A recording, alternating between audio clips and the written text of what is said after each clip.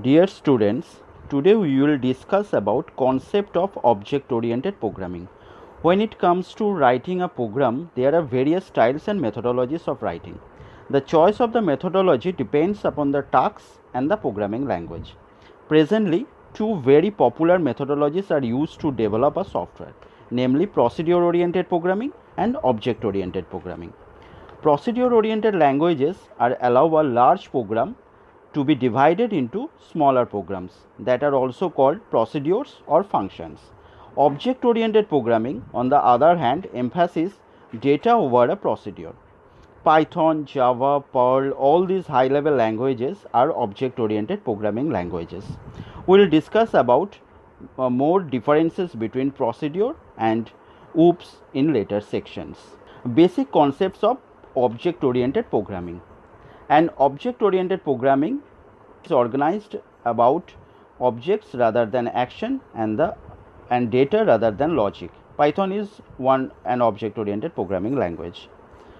Now the basic concepts related to OOPs are as follows: objects, classes, encapsulation, data hiding, abstraction, polymorphism, and inheritance. Concept of objects. In this world, we see several objects around us. The chair on which you sit is an example of an object. The computer, the pen, even we ourselves are example of objects. Whatever may be the situation, you will always find two unique features of an object: characteristics or the properties and the behavior. For example, a car, its characteristics is represented by its color, length, breadth, number of people can sit, the wheel radius, and its behavior is the speed, steering control, smoothness while driving, etc. An object is an entity with certain characteristics and behavior.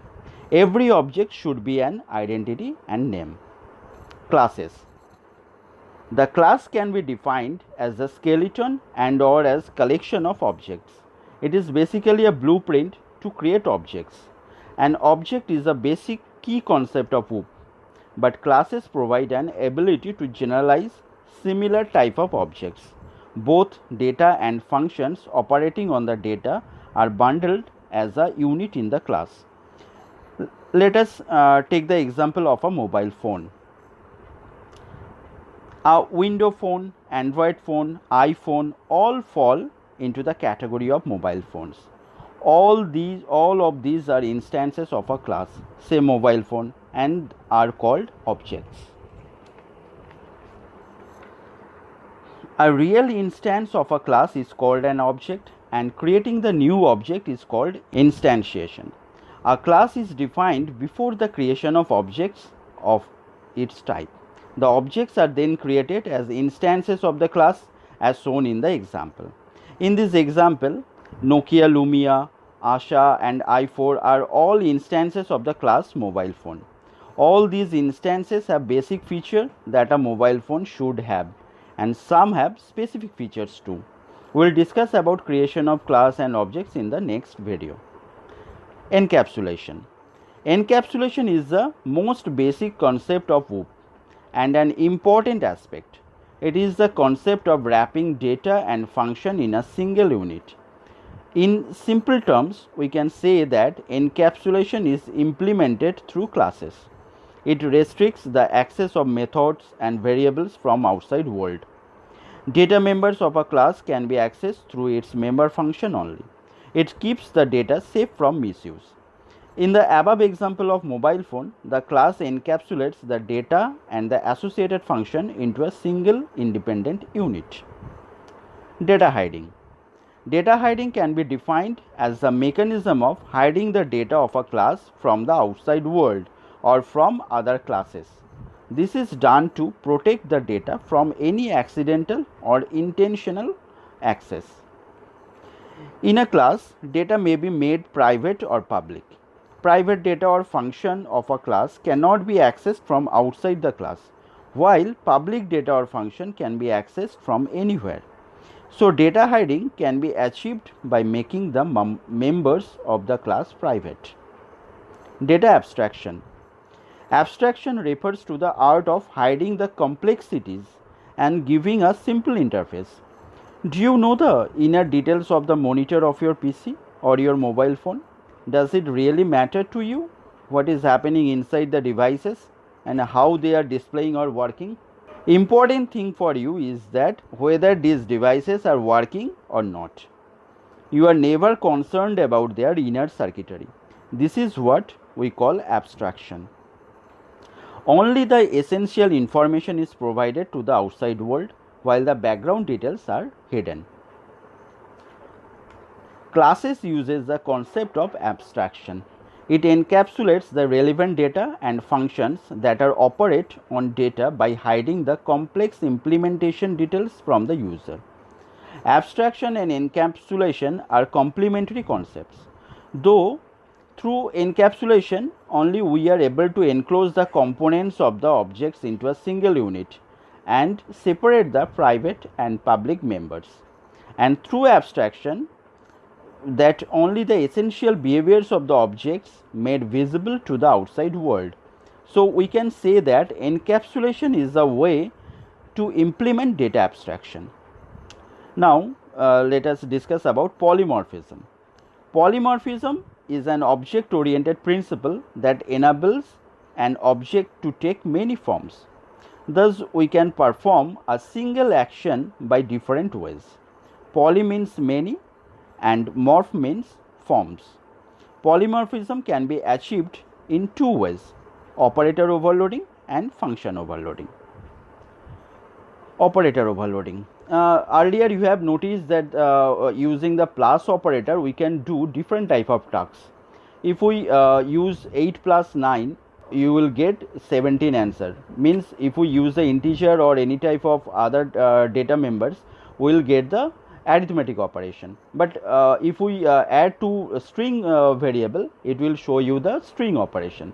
This feature, where an operator can be used in different forms, is known as operator overloading, and it is one of the methods to implement polymorphism. There are another option, function overloading. Though Python is not support function overloading, but the process is, you can see in the example, there are different functions defined here. The test function, one has without any arguments or the parameter, the second one has 2 parameters, and the third one has 3 parameters. In other high level languages like Java or PHP or Perl, same function can be used in different ways.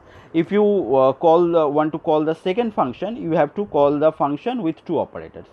But in Python, it's not support the function overloading. It will show you the last function is the test with 3 parameter. If you call test with 2 parameters, it will show you an error. But if you call the test with 3 parameters, it will run without any error. So as the Java and other high level languages or the object oriented language, they are support function overloading as a polymorphism mechanism, but in Python you can use only the operator overloading as a polymorphism. Now inheritance. In real world, you must have seen inheritance. As the name inheritance suggests, an object is able to inherit characteristics and behavior from other subject. Inheritance is the most important aspect of object-oriented programming, which simulates the real-world concept of inheritance. It specifies that the child object acquires all the properties and behaviors of the parent object. The child object is known as the subclass, and the main from where you are acquiring the members and function is called the parent class or the superclass. It provides us the flexibility of reusability of the code. Now advantage of OOPS. OOPS has following advantages. Number one is simplicity. The objects in case OOPS are close to the real world objects, so the complexity of the program is reduced, making the program structure very clear and simple. Modifiability. It is easy to make minor changes in the data representation or the procedures in an OOPS program. Changes inside a class does not affect or do not affect any other part of a program, since the only public interface that the external world has to a class is through the use of the methods. There is few more advantages in the OOPS. something like extensibility and maintainability. It is quite easy to add new features and extend the program in case of object-oriented programming. It can be simply done by introducing a few new objects and modifying some existing ones. Reusability. Objects can be reused in different programs. The class definition can be reused in various applications. Inheritance makes it possible to define subclasses of data objects that share some of all the main class characteristics. Enforces a more through data analysis, reduces development time, and ensures more accurate coding. Security. The characteristics of data hiding provides greater system security and avoids unintended data corruption. The difference between object-oriented versus procedure-oriented programming language. You can see here a list of the differences. Object-oriented programming makes the development and maintenance easier, whereas procedure programming, it is not easy to maintain the codes when the project becomes lengthy. Object-oriented programming simulates the real-world entity, so real-world problems can be easily solved through OOPS, whereas procedure does not simulate the real world. It works on step-by-step instruction divided into small parts called functions. Object-oriented provides you the data hiding facility, so it is more secure than procedural languages. You cannot access private data from anywhere. Whereas procedural language, there are no such facility, and it is very less secure. Example of object-oriented programming languages is C++, Java, .NET, Python, C#, etc. And the example of procedural languages C, Fortran, Pascal, VB. These are few assignments for you. Copy these in a paper and try to solve. But these few assignments are not enough for your exam preparations. You need to solve more assignments. If you need solutions of these assignments and many other questions with solutions, please WhatsApp your name, locality, school, board and class to 98741 49220. Please subscribe our channel and press the bell icon to get early notification. Thank you.